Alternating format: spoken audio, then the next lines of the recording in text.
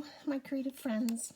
I just have a little video tutorial for you on creating the pleated paper ribbons. So this is a great way to use up your scraps of paper, which we know we all have them, and we are either hoard them or we don't know what to do with them and sometimes throw them out. But hang on to your paper scraps, especially these long strips like this. These ones I started out with an inch paper, and then here is my 1/4 inch, and in these ones I just used very old dictionary paper. But you can mix and match however you like, using any kind of paper. Any of your scraps, mix and match them and just experiment to see what your paper ribbons can look like. The thing too, I've said before, what I absolutely love about Graphic 45 is that even within different paper lines, their colors very often coordinate with one another. So I'll just sort of pick a palette, and maybe this one I'm doing is going to be like yellows and blacks. And then I can just pull all my scraps from various paper lines of Graphic 45 because they work so well together.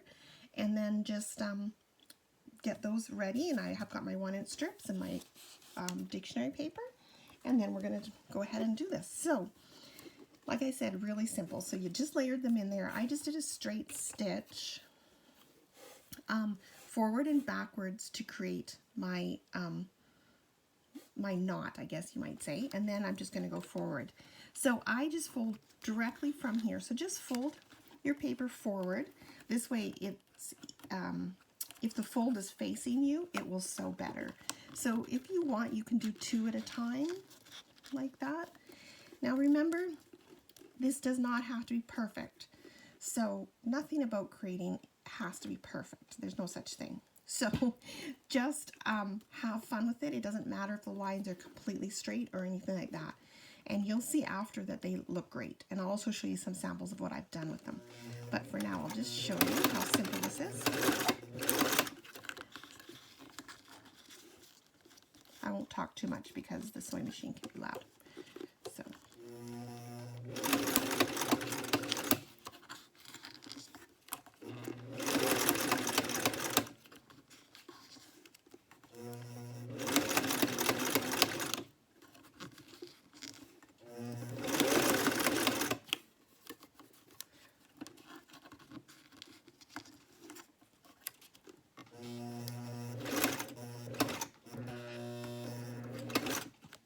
So as you can see, now we've come at the end of our dictionary paper there.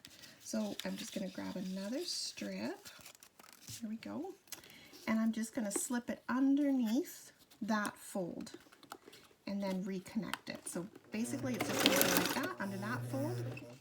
And now we're out of pattern paper. So let's grab a piece of pattern paper, and we're going to stick that also underneath that fold. And now we're on to our next step. So we don't have to, excuse me, we don't have to stop or restart. We're just carrying on. So we're just slipping them underneath the previous fold, and away we go.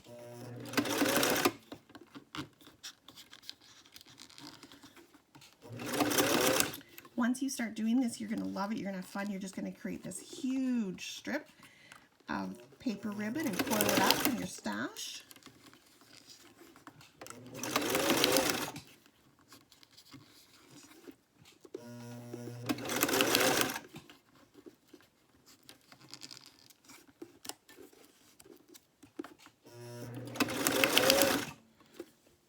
You can see it goes quite quickly, so you can get lots done. And I'm going to pop in there another strip of the dictionary paper. And then we're going to put another piece of pattern paper as well.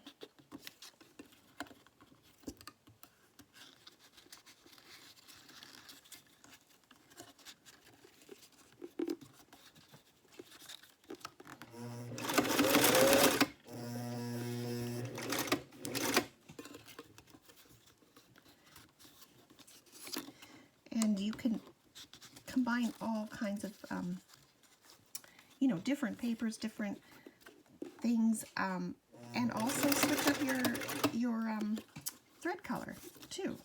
I often just use black, but that's good to switch those up. Oops.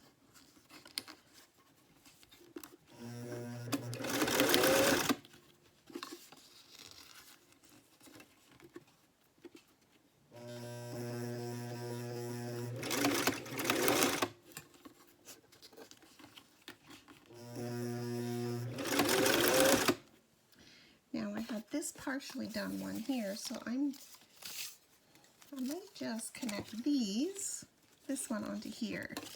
So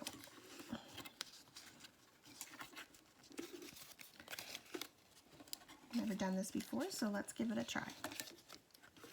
Because I had sort of a short one that I'd done.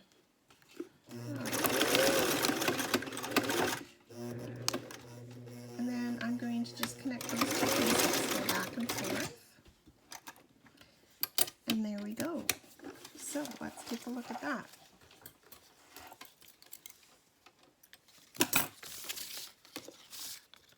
So here's some of my paper ribbon. And again, it's not perfect and equal all the way through, but it's super fun. And then I'll show you some uses for it. So I hope you get an idea of how to do that. And give it a try with your scraps, because those scrap papers are too beautiful to throw out. So give this a try. I'd love to see what you've done with it. And have a wonderful creative day. Bye-bye.